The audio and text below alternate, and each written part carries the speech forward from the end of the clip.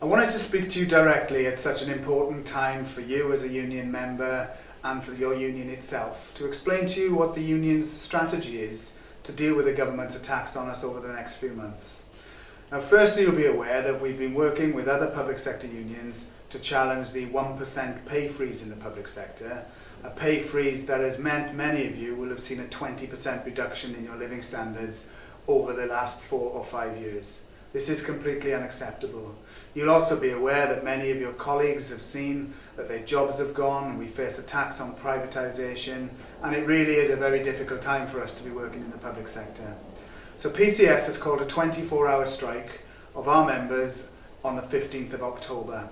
And working with other unions, our 24-hour strike will be part of 3 consecutive days of strike action in the public sector, with health workers, local government and higher education workers, and then us going on strike in consecutive days. This is a change of tactics designed to put much pressure on the government as we can in order to get them around the negotiating table. At the end of that week, we will then see the massive TUC march and demonstration in London on the 18th of October, and we're hoping that you and your family will be able to get along to that to put the maximum message again across to the government itself.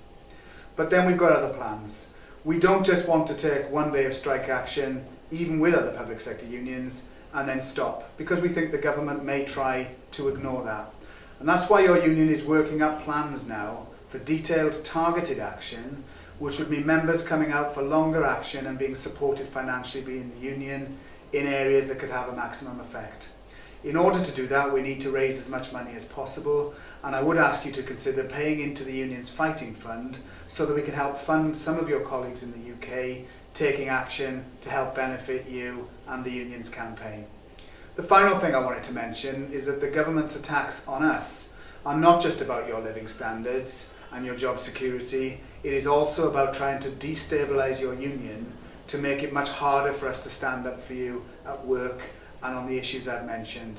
And the way they're doing that is to end the ability of many of our members to pay their union subscriptions directly from their pay. We have had this in place for over 50 years. Many parts of the public and private sector allow people to pay their union subscriptions by this method. This government has been vindictive and are trying to stop it in the civil service and parts of the public sector in order to make life more difficult for us.